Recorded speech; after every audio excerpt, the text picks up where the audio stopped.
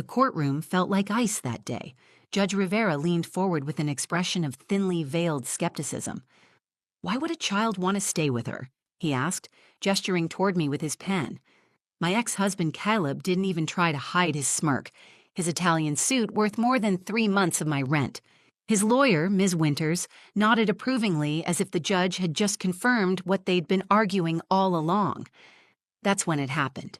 My 7-year-old daughter, Phoenix, small for her age and usually hiding behind my leg in public, stood up.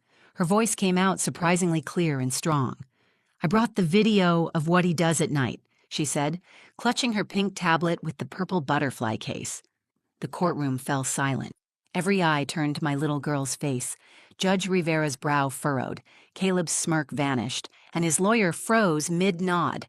In that moment, everything changed. My name is Jade Roberts. 6 months ago, I was just a night shift nurse at Mercy General, raising Phoenix on my own after Caleb walked out when she was barely 2. For 5 years, he sent occasional birthday cards and made sporadic child support payments that never quite arrived on time. Phoenix and I built our life without him. Weekend trips to the Children's Museum, bedtime stories where she'd insist on making up the endings, and our tradition of Sunday morning pancakes shaped like whatever animal she requested. "Mommy, the elephant's trunk looks like a noodle." Phoenix would giggle, her missing front teeth making her smile even more precious. Then everything changed when Caleb's tech company went public. Suddenly, he wanted to be involved. At first, it was just dinner once a month, then weekend visits. Then came the custody papers claiming I was negligent and emotionally unstable. "This is bullshit," my neighbor Elena said when I showed her the papers, her hands trembling more than mine. "He can't just waltz back in after all these years." But he could. And he did. With his new wife, Diane, standing adoringly by his side, Caleb painted a picture of himself as the concerned father, worried about his daughter living in our modest 2-bedroom apartment while I worked night shifts to keep us afloat. "Phoenix deserves stability," he told the judge during our first hearing, "a proper home with parents who are present, not shuffled between babysitters while her mother sleeps all day." What the court didn't see was Phoenix's face when she returned from her first weekend at Caleb's mansion in Brookhaven. The way she clutched her stuffed rabbit like it might be taken away. How she burst into tears when I asked her if she had fun at Daddy's big house, something that had never happened before. "I don't want to go back, Mommy," she whispered against my shoulder that night. "Mr. Bear doesn't like it there." I knew then something was wrong. I just didn't know how wrong until the day my little girl stood up in court and changed everything. The custody battle intensified faster than I could have imagined. What started as Caleb requesting alternate weekends transformed into a full-blown petition for primary custody. His lawyer, Ms. Winters, came armed with detailed affidavits and financial statements at every hearing. Ms. Roberts works 3 12-hour night shifts weekly at Mercy General, she stated to Judge Rivera. During these periods, Phoenix is passed between various caregivers, creating an unstable environment for a child her age. What she deliberately omitted was that those various caregivers were Elena, my neighbor of 5 years who Phoenix adored, and my sister Mia, who lived 20 minutes away. People who loved Phoenix who had been in her life since birth. The court-appointed evaluator visited my apartment on a Tuesday afternoon. Her eyes lingered on the water stain in the hallway ceiling, the mismatched furniture, the stack of medical textbooks beside my bed as I worked toward my nursing practitioner license. She made notes about the size of Phoenix's bedroom, though she failed to comment on the hand-painted solar system I'd created on her ceiling, or the reading nook we'd built together from an old bookshelf. "You work nights?" she asked, her tone making it sound like an accusation rather than a question. "It's the shift with the highest pay differential," I explained. "I'm home when Phoenix gets out of school. We have dinner together every night before I leave." The evaluator just nodded and wrote something down. Meanwhile, Caleb presented himself as Father of the Year material. His lawyer submitted photos of Phoenix's room in his Brookhaven mansion, a princess-themed space with custom furniture and a closet full of clothes with tags still attached. They talked about the private school she could attend, the swimming lessons, the French tutor. "It's in the child's best interest to live in an environment where her potential can be fully realized," Ms. Winters argued. After each court appearance, I'd drive home with my hands shaking on the steering wheel. Elena would be waiting with Phoenix, usually coloring or playing with sidewalk chalk in our small concrete patio. "How'd it go?" Elena would ask quietly while Phoenix was distracted. I couldn't even answer most days. The changes in Phoenix became impossible to ignore after her third weekend at Caleb's. She started having nightmares, waking up crying for me. She developed a habit of hiding her favorite toys before leaving for his house. "Why are you putting Mr. Bear in the laundry hamper, sweetie?" I asked one Friday afternoon. "So he's safe until I come back," she whispered, not meeting my eyes. When I picked her up on Sunday evenings, Diane would hand her over with a tight smile. "She was very difficult this weekend," she'd say within Phoenix's earshot. "Wouldn't eat her dinner.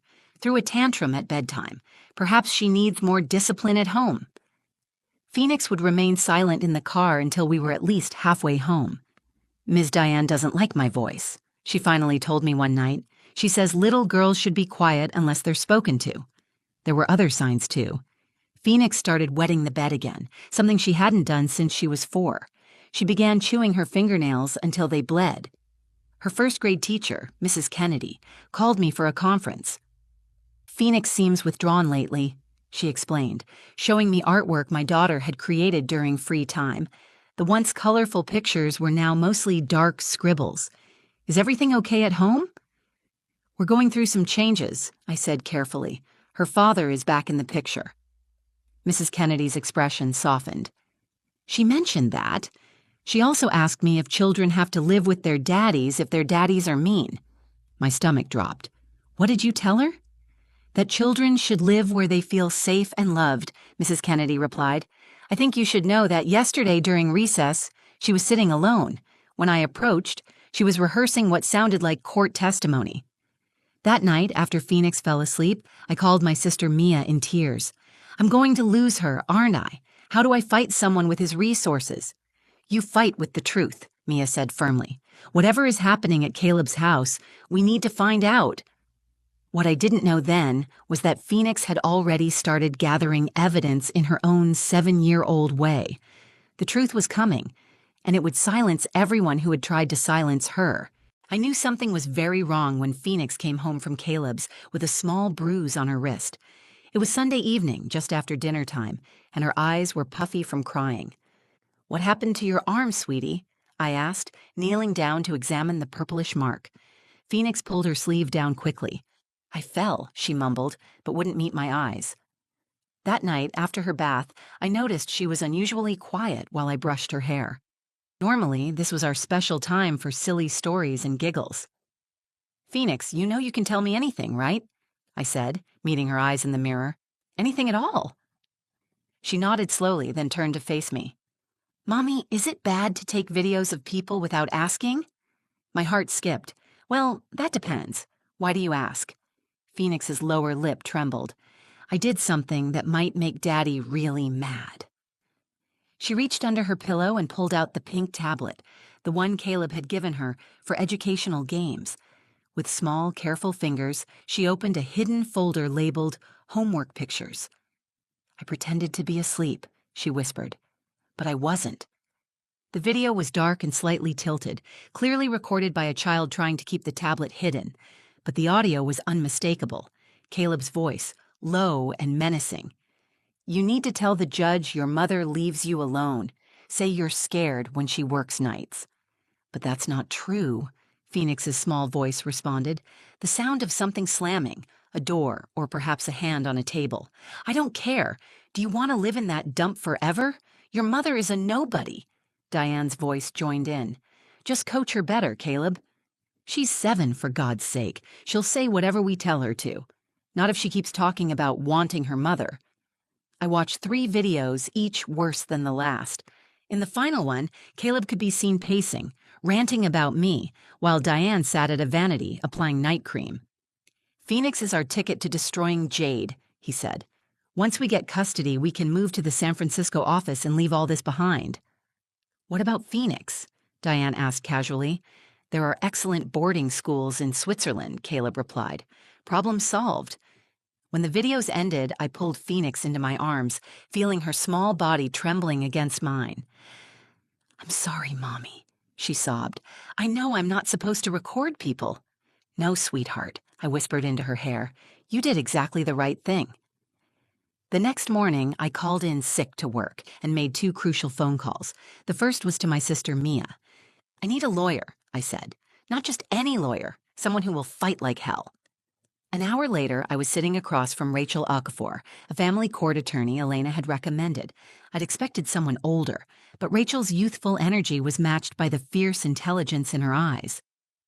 "Let me see the videos," she said after I explained the situation. Rachel watched silently, taking notes, her expression growing darker with each passing minute. In most states, recordings made by a child in their own home may be admissible, especially when documenting potential emotional abuse, she said finally. But we need to approach this carefully. The judge might view this as you manipulating Phoenix. I didn't know anything about the videos until last night, I insisted. Rachel nodded. I believe you, and I think Judge Rivera will too. But we need to prepare Phoenix. If we use these videos, she may need to answer questions about them. She's only 7, I protested. Exactly why this evidence is so powerful, Rachel replied. No 7-year-old should have to resort to secretly recording their parent to be heard. Phoenix made these recordings on her own because she was scared. That speaks volumes. That evening, Phoenix and I sat at our kitchen table, sharing hot chocolate as I tried to explain what would happen next. The videos you took might help us in court, I said gently, but that means the judge might ask you some questions about them. Phoenix stirred her marshmallows thoughtfully. Will Daddy be there? Yes, but he can't hurt you. I'll be there too, and Rachel. She considered this, then looked up with those solemn eyes that always seemed older than her years. I'm not scared of questions. I'm scared of going back to his house. That's why we're doing this, I assured her, so you don't have to be scared anymore. The night before the final hearing, I tucked Phoenix into bed with extra stories and kisses. Remember, I told her, no matter what happens tomorrow, you did nothing wrong, and I am so proud of you for being brave. Phoenix hugged Mr. Bear tight to her chest. Mommy? Miss Diane said little girls should be quiet, but sometimes being quiet means nobody hears you when you need help. In that moment, I saw a strength in my daughter that I hadn't fully recognized before. She wasn't just a victim in this situation, she was finding her voice, determined to be heard. As I turned out the light, Phoenix's small voice followed me into the hallway. We're going to win, Mommy. The truth is on our iPad. The morning of the final hearing arrived with a heavy downpour that matched the weight in my chest. Phoenix insisted on wearing her favorite blue dress with the silver stars, the one she said made her feel brave. Rachel met us in the courthouse lobby, her expression confident but serious. Remember what we discussed, she told Phoenix, kneeling to her eye level. Just tell the truth when you're asked a question. You don't need to say anything more or less than that. Phoenix nodded solemnly. I practiced with Mr. Bear. The courtroom felt smaller today, more crowded. Caleb sat beside Ms. Winters, his posture relaxed, tailored suit immaculate as always. When he saw Phoenix, he flashed her a wide smile that never reached his eyes. She gripped my hand tighter. Judge Rivera entered, and the proceedings began with Ms. Winters delivering her closing argument. Your Honor, Mr. Sullivan has demonstrated consistent financial stability and the ability to provide exceptional educational and developmental opportunities for Phoenix. Ms. Roberts, while clearly caring for her daughter, simply cannot offer the same advantages with her limited resources and problematic schedule. Rachel's rebuttal was measured but passionate, emphasizing the stable home I'd created for Phoenix despite challenges, the consistent routine we maintained, and my dedication to her emotional well-being.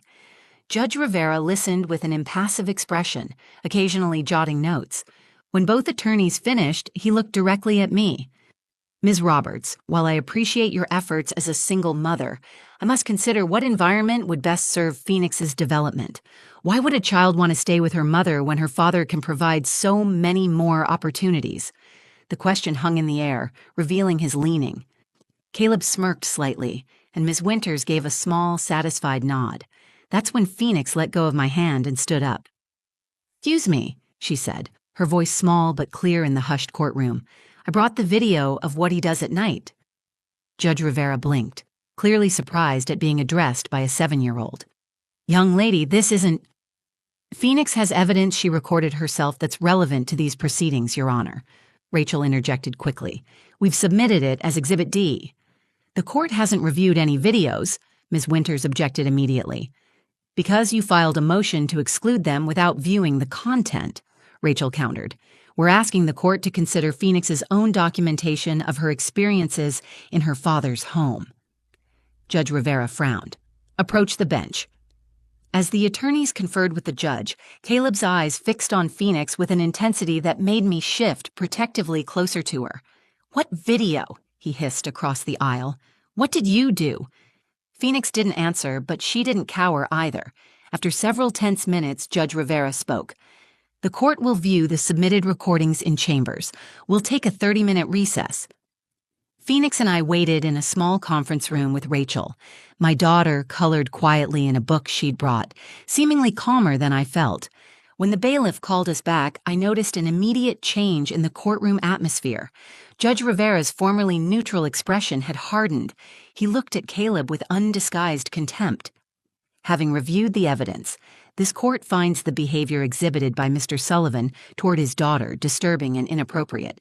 The recordings clearly show attempts to manipulate a minor into providing false testimony and discuss plans that prioritize using the child as a weapon against her mother, rather than considering her well-being. Caleb's face flushed deep red. Those recordings were taken illegally. She's a child. She was coached. Mr. Sullivan. Judge Rivera's voice cut through Caleb's protest like a blade. I suggest you remain silent. The authenticity of these recordings is not in question. The child's unscripted responses to your prompting make it abundantly clear she was not coached. He turned to Phoenix, his tone gentling. Young lady, did anyone tell you to make these recordings? Phoenix shook her head. No, sir. I just wanted someone to believe me.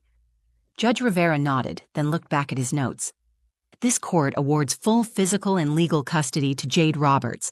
Mr. Sullivan will have supervised visitation only, pending completion of parenting classes and anger management therapy. Ms. Winters began to object, but Caleb was already on his feet. This is ridiculous, he shouted. She's manipulated everyone with these doctored videos. Phoenix, tell them you were lying. The bailiff moved toward Caleb as his voice rose, but Phoenix didn't flinch. Instead, she looked directly at her father for what felt like the first time since the hearings began. I didn't lie, Daddy, she said simply. The tablet you gave me records really good videos. The courtroom fell silent again, but this time, the silence felt like vindication. As we left the courthouse, rain still falling softly outside, Phoenix looked up at me with a small smile. Can we have pancakes for dinner? She asked, as if we hadn't just been through one of the most intense experiences of our lives. I laughed, feeling lighter than I had in months. We can have pancakes for breakfast, lunch, and dinner if you want. Phoenix slipped her small hand into mine. I just want to go home. Home. The place where she felt safe. The place where she was heard. The simple truth that had finally silenced all the noise. 2 months after the final hearing, Phoenix and I settled into a new rhythm. The constant fear that had shadowed our lives gradually lifted, replaced by a sense of security we hadn't felt in years. Caleb attended his court-mandated therapy sessions, but his heart wasn't in it. After the third supervised visit, where Phoenix barely spoke to him, he stopped showing up altogether. Last we heard, he and Diane had relocated to San Francisco, just as they'd planned. Minus the daughter they'd tried to use as a pawn. Do you think Daddy will ever come back? Phoenix asked one evening as I tucked her in. I don't know, sweetie, I answered honestly. But what I do know is that you're safe now, and your voice will always be heard in this home. With Rachel's help, we'd secured a protection order that prevented Caleb from making any custody claims for at least 3 years without substantial evidence of change. The relief that came with that legal shield was immeasurable. Elena helped us celebrate with a small party in our apartment complex's community garden. Phoenix wore her brave blue dress and blew out candles on a cake that read, Our Brave Girl, in wobbly frosting letters. I've been thinking, Elena said to me as we watched Phoenix teach the other children a game she'd invented. You should talk to that advocacy center downtown. Your story could help other families. She wasn't wrong. Our experience had opened my eyes to how many parents, particularly those with limited resources, face similar battles. The system wasn't designed to hear small voices, especially against powerful opposition. I started volunteering at the Family Justice Center on my days off, helping other parents navigate the complicated legal system. Phoenix sometimes came along, coloring quietly in the corner, but occasionally offering a shy smile to children who reminded her of herself. Rachel called one Tuesday afternoon as I was preparing for my shift. "You won't believe this," she said. "Judge Rivera has instituted a new protocol for family court cases involving young children. He's calling it the Phoenix Protocol. It ensures children have safe ways to document their experiences in contested custody cases." I glanced at Phoenix, who was setting up her stuffed animals for a tea party on our living room floor. She'd stopped having nightmares. The bedwetting had ceased. Her first-grade teacher reported she was participating in class discussions again, her artwork once more filled with bright colors. "You know," I told Rachel, "Phoenix asked me last night if what happened in court made us famous." Rachel laughed. "What did you tell her?" "I said we weren't famous, but we were heard, and sometimes that's more important." My sister Mia helped me enroll in day classes to finish my nurse practitioner degree, watching Phoenix on the weekends. The schedule was still challenging, but the absence of constant custody battles made everything more manageable. One Sunday evening, while Phoenix and I made our traditional pancakes for dinner, she suddenly looked up from the batter she was stirring. "Mommy, remember when the judge asked why I would want to stay with you instead of Daddy?" I nodded, the memory still sharp despite the months that had passed. "I know I showed the videos instead of answering," she continued thoughtfully, "but I know the real answer now." "What's that, sweetheart?" She smiled, a gap where her two front teeth had recently fallen out. "Because you listened when I was quiet, and you believed me when I finally spoke up." I pulled her into a hug, pancake batter forgotten. In that moment, I understood the most powerful lesson from our ordeal. Truth has its own voice, sometimes a small one, sometimes hidden, but always waiting to be heard. And when that voice finally breaks through, no amount of money, power, or manipulation can silence it again. Phoenix went back to stirring the batter, humming softly to herself. She was just a child again, not a witness, not a victim, not a pawn in someone else's game. That night, as I passed her bedroom on my way to the kitchen, I overheard her talking to Mr. Bear. "And that's how we won, Mr. Bear," she whispered, "because the truth is the strongest superpower of all." I couldn't have said it better myself. I still remember that day in the courtroom when my little Phoenix found her voice. Every time I tell our story, I'm reminded of how far we've come and how many others are still fighting similar battles. If our journey touched your heart today, please hit that like button. It helps our story reach those who might need to hear it most. Drop a comment below. I read every single one, and your thoughts and experiences mean so much to me. Subscribe to join our community of truth tellers and supporters. We share new stories every day about real experiences that often go unheard. And if you know someone facing their own custody battle or struggling to be heard, share this video with them. Sometimes knowing you're not alone makes all the difference. Before I go, I want to say something directly to anyone who feels small and silenced right now. Your truth matters. Just like Phoenix showed me, courage doesn't always roar. Sometimes it's a small voice saying, "I brought the video of what he does at night." Until next time, this is Jade. Thank you for listening to our story.